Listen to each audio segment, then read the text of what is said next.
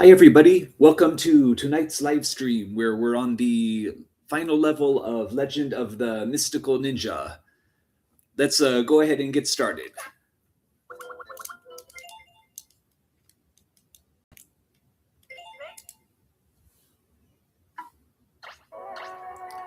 Yukihimi Kyushutsu Imaki no Maki. The picture scroll where we rescue Princess Yuki.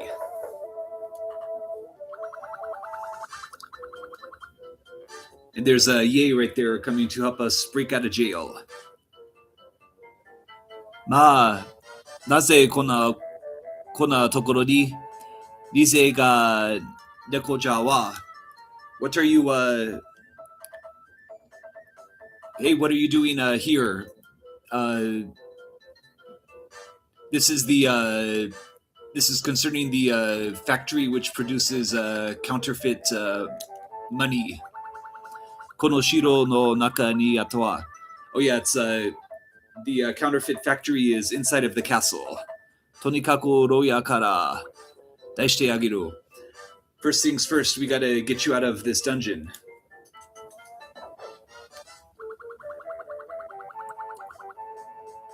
Homono no tono-sama mo dokoka no roya ni iru hazu yo. Also, it seems that the actual ruler is also inside this dungeon as well. And we have all our 3 lives, however, we only have 1 bit of health, so hopefully I'll be able to gather some Ryo and get to a restaurant without dying, but that's going to be pretty tough. Oh yeah, already.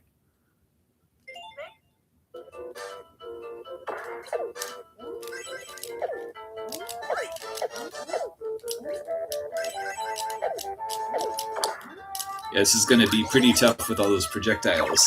I think I'll just go ahead and resume with my final 2 lives.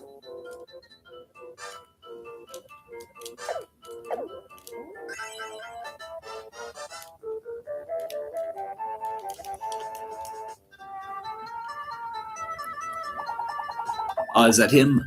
Kono atare no shichu wa yowarakai.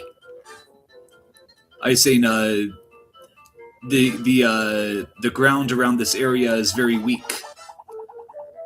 Anta no buki nara horisumu koto ga. You should be able to dig your way out of it. Dikiru daro. Also, if this music sounds familiar at all, I'm pretty sure it's a remix of one of the themes from the first Ganbare Goemon on the Famicom. I played that game a little bit in 2018, and it was all right, but just very antiquated. I heard the second one on the Famicom was a lot better, but I haven't gotten around to trying it yet. But thankfully it's included on this collection.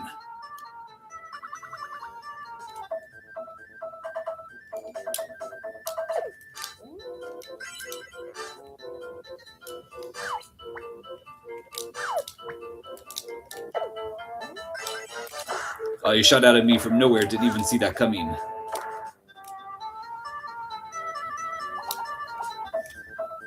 Sandals, hourglass. What I really need is some more life. Hopefully there's a restaurant nearby. Oh, that's completely unfair. Just shooting at me without no clue that the bullets are coming. I guess that's what buying the sandals are for to increase your running speed. Perfect.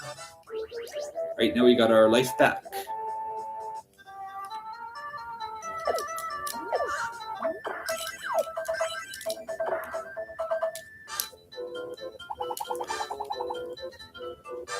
There's armor right there.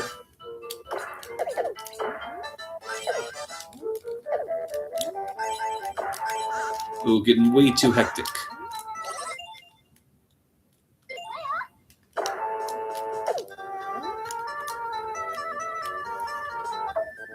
This level is definitely easier than the previous one, level 8, but without the sandals, it's quite easy to get completely overwhelmed by all the enemies.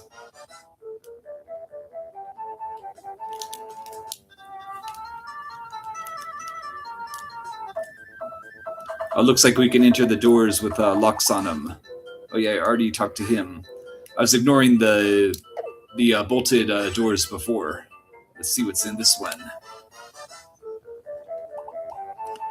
Yato Tasuke ga kita. You've come to help.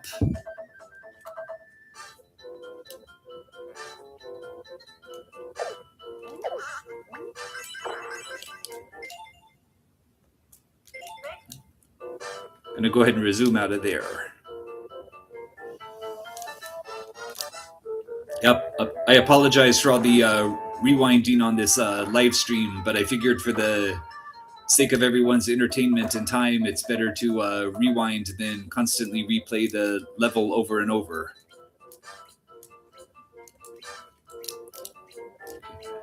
I think I talked to two of the ruling family. I need to find one more to trigger the events that'll let me escape from the dungeon. Watashi wa Hyotoko tachi ni sowarete ta. I've been abducted by the Hyotoko gang. Nisega ni tsukuri o saserarete masu. I'm being forced to create counterfeit money.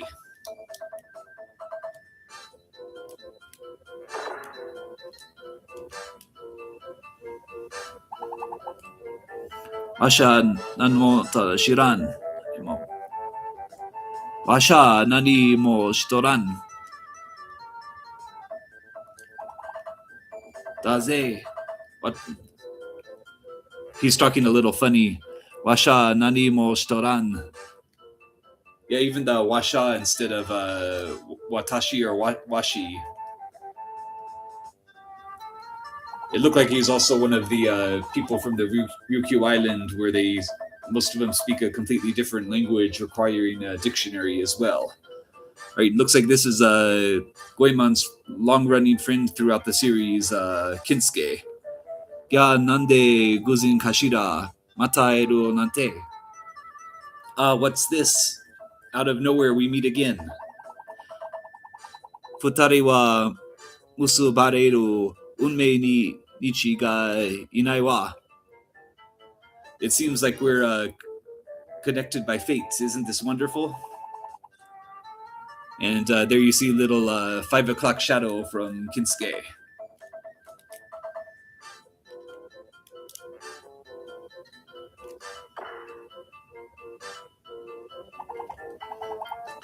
Shirokote hozo ga nai hi o tomo shite tsukau mono no nani? Shirokote hozo ga nai.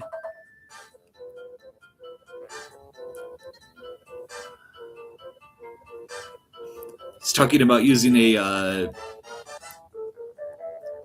candle, I believe. Yeah, a long white candle. Sky mono no nani? What are you using a candle for? Oh yeah, wahaha. Saiko da. That's some kind of weird joke I'm not quite getting. I need to look that up to understand it. Sorry, I couldn't quite do that on the fly. Okay, I was thinking about it more. Yeah, he was making some kind of pun between a candle and a dungeon, which have very similar words, but yeah, that's very hard to translate into English on the fly. But yeah, it was a pun that guy was making.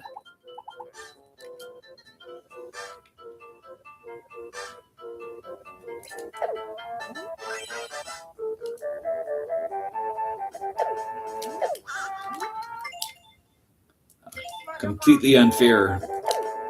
Yeah, I'll just run around those guys from now on. They seem to be attacking a little differently than they were in the previous stages. I'm not sure, though.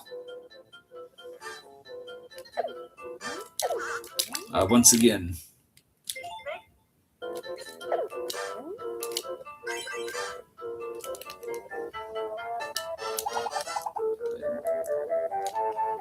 another judo segment, and that's where you can learn special moves. The moves, they're only available to use on the action stages, and I never really got into learning them because it takes a tremendous amount of money, and then I believe you can only call upon them once or twice, so it just wasn't really worth all of the investment that it required. But they're cool to have nonetheless. I know, like in one of them, I believe Ebi Sumaru turns into a ballerina and he does something.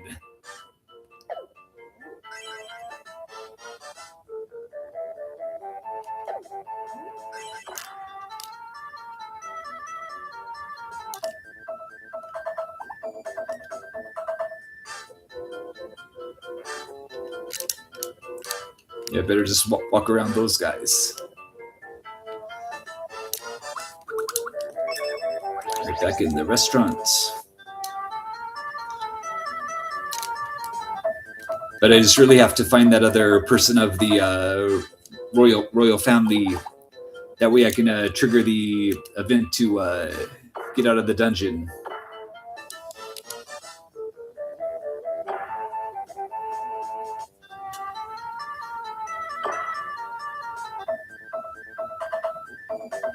Let's see, anything down this way?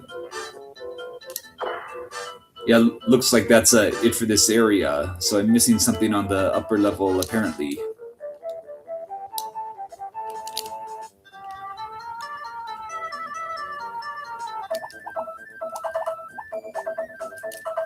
Okay, yeah, the area around here is soft. You can dig your way out.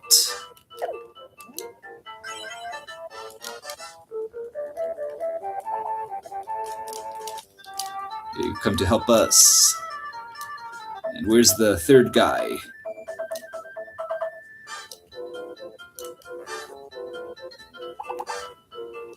Okay, those are the...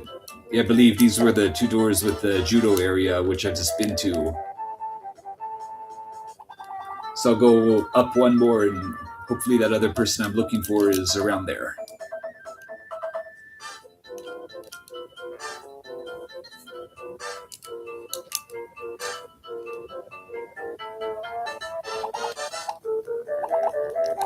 Yeah, that's the guy with that crazy pun.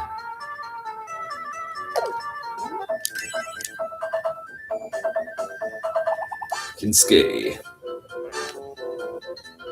Yeah, I keep missing that person that I need to talk to, so I'm just gonna brute force this and just enter every room until I find out what's going on.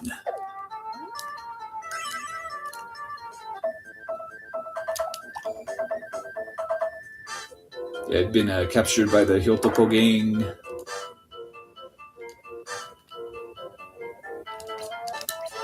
Let's see, I'm pretty sure I visited every single...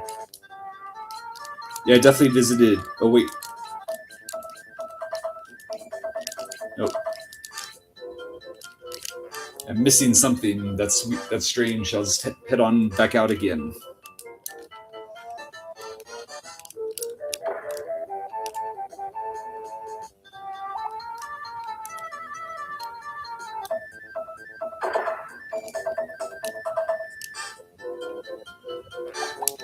Yeah, talk to this person.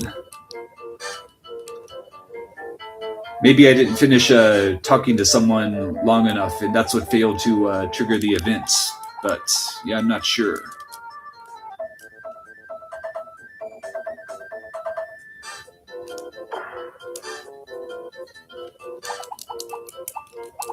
Okay, guy with the pun. I guess we'll go down one more layer again.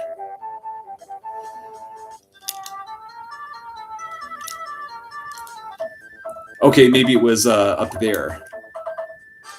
I'm not sure if I went up into this area. That might be what I'm missing.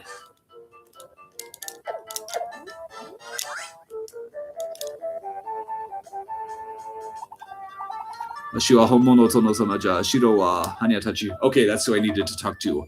I'm the real ruler, the Hanyatachi around this castle. They've taken it over. このままではこの Yoaraji. At this rate, the world is going to end. Tasukete kure, please help. Let's see. Yoshinoita. Oh, don't worry about that. Just a Yoshi's Island cart falling on me, but it's all good. Onoshinoita roya no kabe no dokoka ni himitsu no nukemichi ga aru. Okay, in the dungeon room you were staying at, there's a secret in the wall that you can use to escape. Soko kara soto e dekiru koto ga dekuru no tanomo zo goemon. You can use that to get out of here. I'm begging you, Goemon. Okay, now we're ready to get out of this dungeon.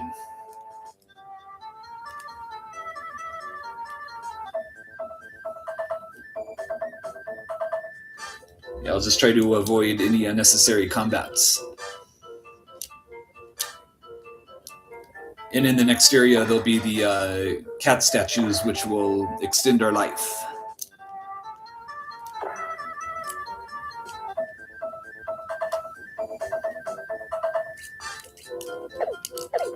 All right, there we go.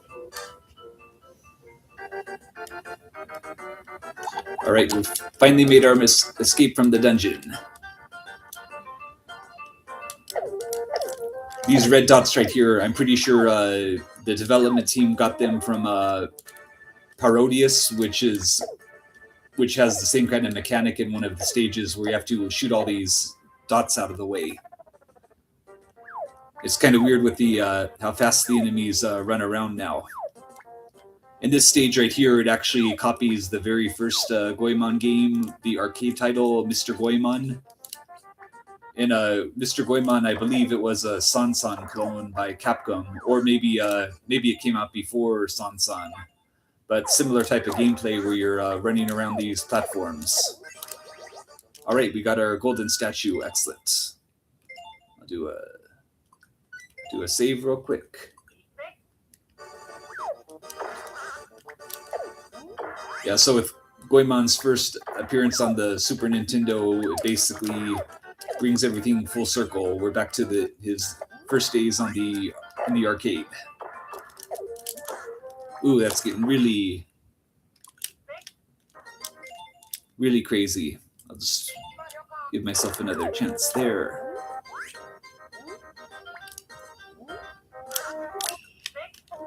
And I thought I could outrun those guys. I didn't know they would catch up to me like, oh crap.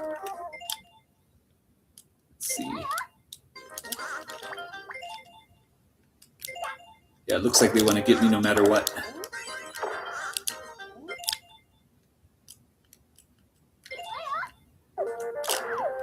I don't know if I'm getting older, but I can't even imagine how I beat this game fairly often without the save states.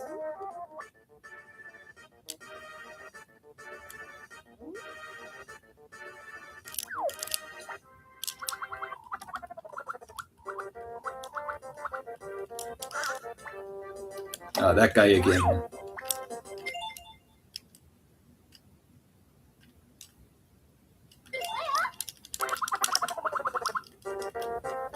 Okay, yeah, Ye's talking about the counterfeit operation. I believe she's saying it's right. It's in the floating castle right above us. Yeah. Okay. Got him out of the way at least.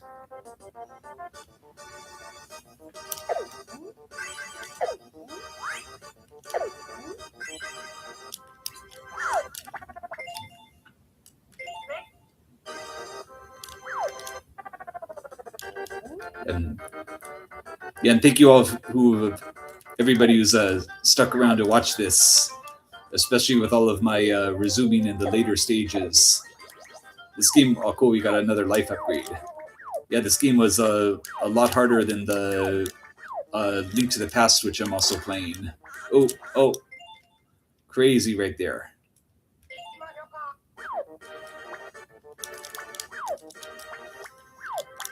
I'm going through this also largely without rehearsing, other than when I last played it about 2 years ago. So that's also why I'm dying so much.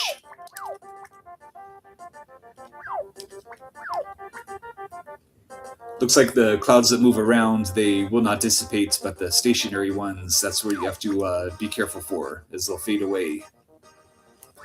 There. And that section right there reminds me a lot of Super Mario Brothers 2.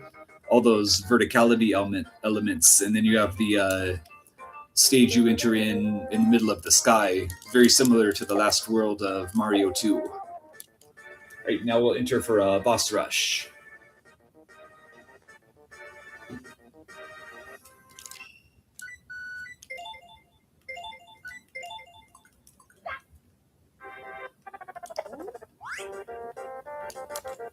Another resume elephant.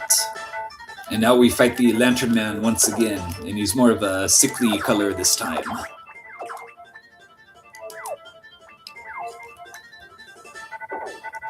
Oops.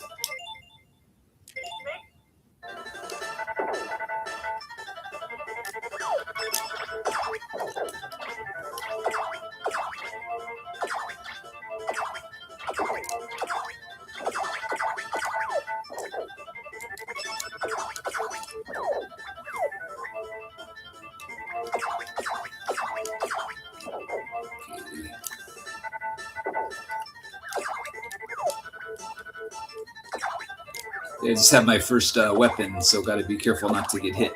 Alright. Now to take out the red lanterns.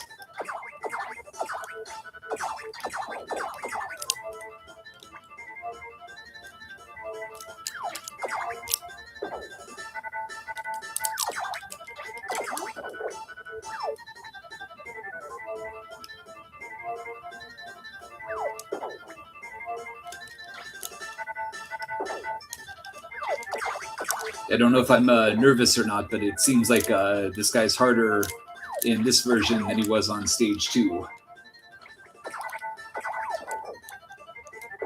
Maybe he just takes more hits.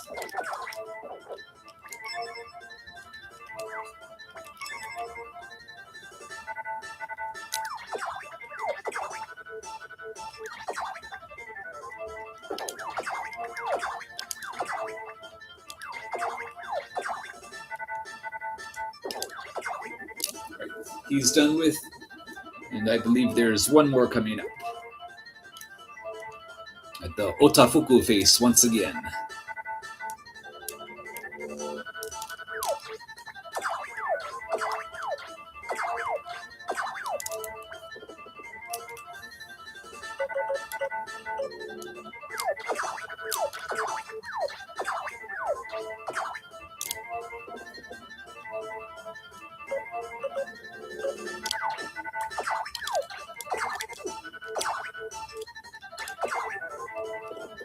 And when I was fighting this boss as a kid, I thought it had something to do with Mr. Potato Head. But apparently the Otafuku face, it's based off of a kid's puzzle. Oops. Let's see. Okay, one more hit. All right. Hey, what's up, Bark? Thanks for coming back again. We're just about to face the final boss in Legend of the Mystical Ninja.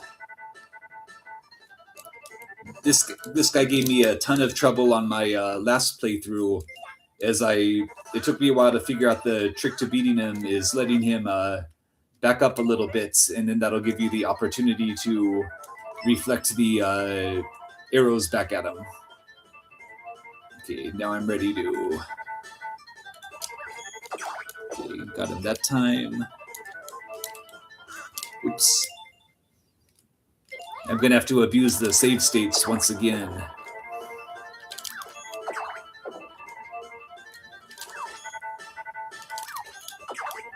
Okay.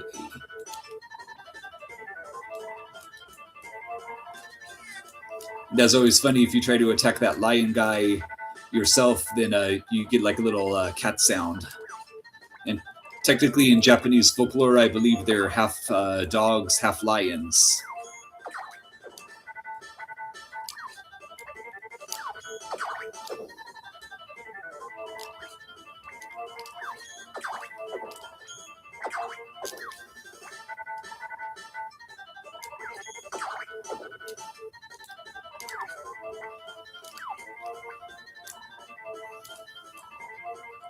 back up a little bit.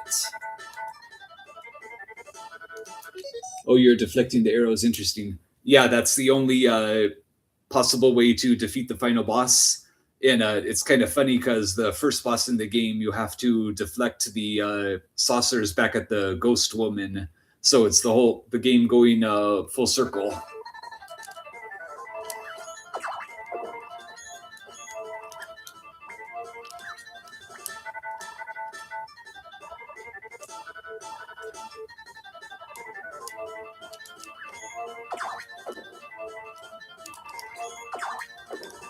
Okay. All right, just one more hit. And now we're on the second form. I really like when games do that. Glad I didn't miss this. Oh yeah, and yeah, I absolutely love Legend of the Mystical Ninja. I've beaten it dozens of times again, or dozens of times over the course of my life. I first played it when I was about 10 years old in 1992, 1993. Yeah, it's an excellent title.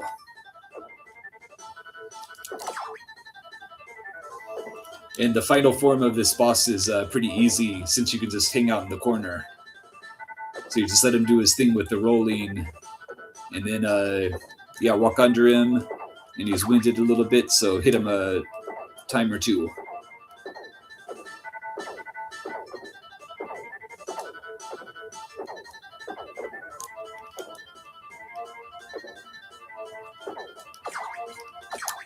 Got 2 hits that time.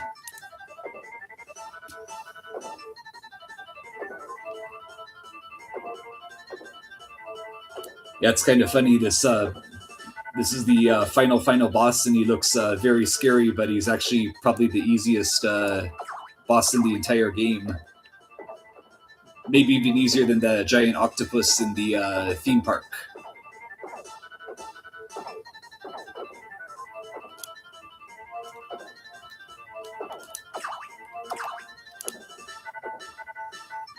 A 15 of Konami. Yeah, and I think you missed it when I was constantly loading or rewinding and loading my save states. The last couple stages of this game are pretty torturous, but then it's pretty easy at the very end.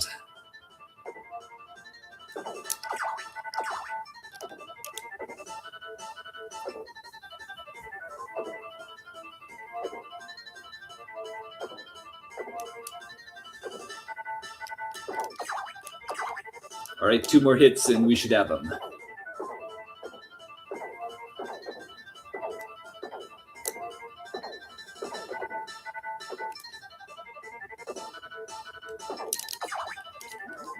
All right.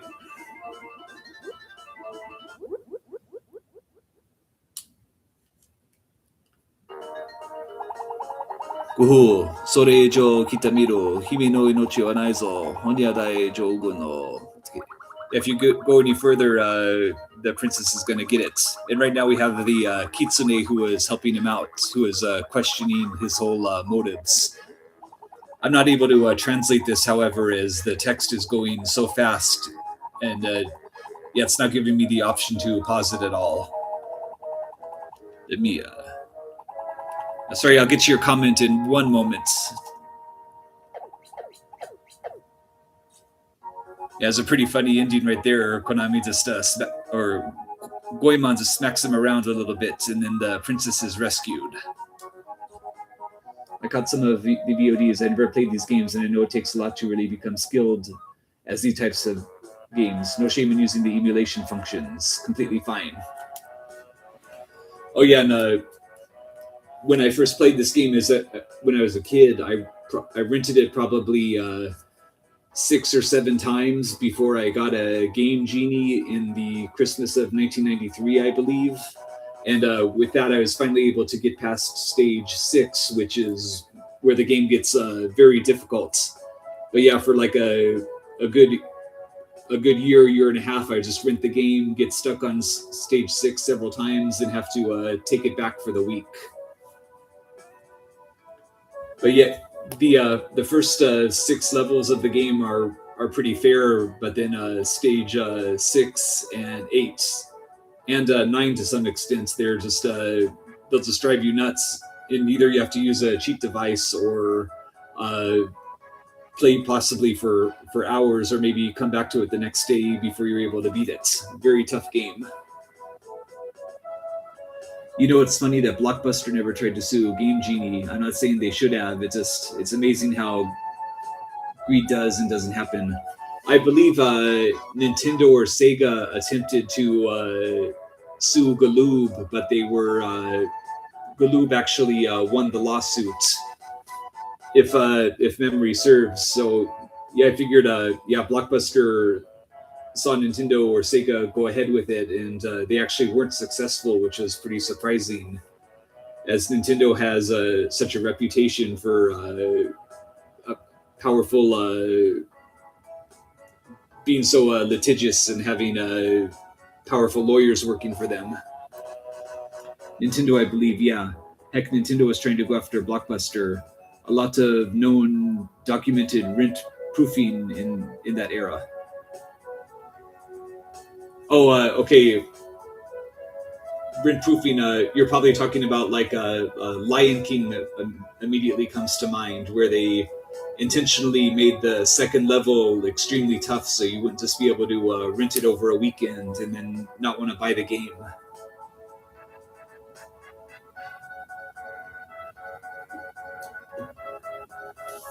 Yeah, there's a bunch of 8 and 16-bit games which were generally easier in Japan, and a lot of it didn't have to do with the skill level in any region, but simply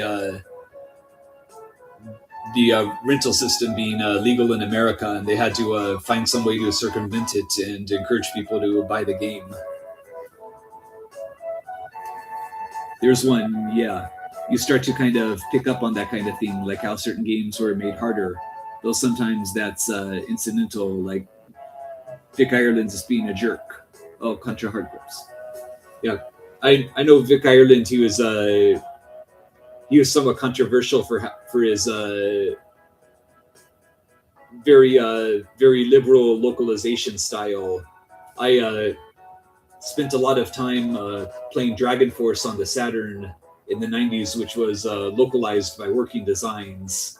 And yeah, some of the references and names in that game were pretty crazy. I was kind of curious though, what other way was Victor Ireland being a jerk?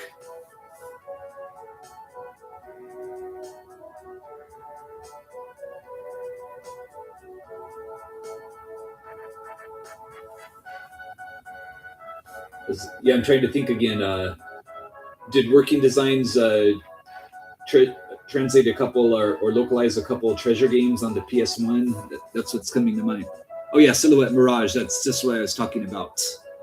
For just their bounce tweaks, like the localization, I can take or leave in that era, but he would just adjust games in ways that would fundamentally break them. Oh, that's not good. Yeah, Silhouette Mirage. I think that's the Treasure game, if I'm not mistaken. Looking it up right now. Oh yeah. Another game was Elemental Gearbolt. Same situation with the difficulty, just really strange, arbitrary changes. Yeah, Elemental Gearbolt. I believe that's the PS1 light gun shooter. It looked really cool, but I never got to play it. It was one that comes to mind. And I also believe Working Designs, they were in the process of porting the PS2 Goemon game over to America, and also making a bunch of changes to it, but it ended up falling through. But that game looked kind of bad from the start. Yes, all just examples of things he had a hand in. I really don't mean the translation, though I wasn't happy how some translations were done.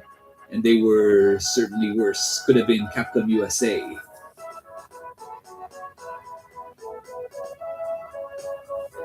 Oh yeah, Capcom USA. Which translation were you referring to?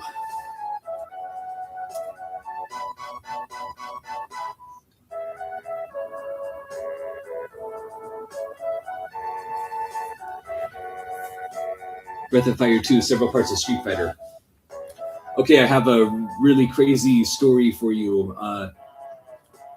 I was well acquainted with this gentleman named Isao Kanamori at a random job I was doing about 10 years ago, and he used to work for Capcom as I believe he was in the he was in charge of logistics, and he actually was the one who was in charge of Breath of Fire 2's English translation.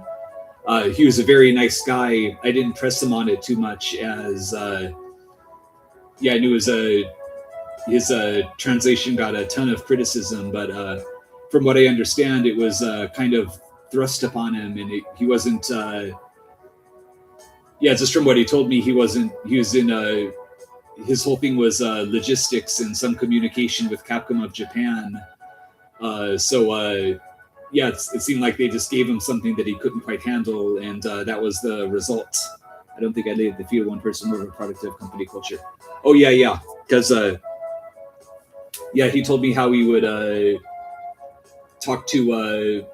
Sometimes the Capcom of Japan people would come to America, and when they'd be location testing arcade games in America, he would act as the liaison and communicate with them.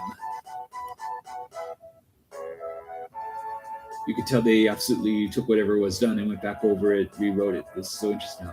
Yeah. That really blew my mind when he told me that. But he was the actual guy. And like I said, I was just working a random job on the Las Vegas Strip, and he happened to work nearby, and we just got to talking, and he told me this stuff.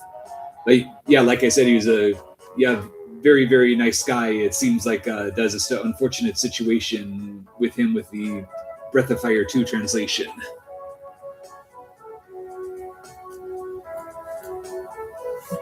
Oh yeah, a good example of Capcom USA's strange rent difficulty, a sort of implicit thing here. Hideki Kamiya, I believe, was musing about the development of Biohazard Kamiya or Shinji Mikami. They explicitly said this: Capcom USA asked us to remove auto-targeting from Resident Evil. Oh wow, okay. I haven't actually played the Resident Evil games too much. I tried to get into the series, but the tank controls were just real awkward for me to adjust to. But Resident Evil 2 in particular, that's just such a cool looking game, the whole city police station setting. You can clearly win, but tank controls plus manual aiming is cruel.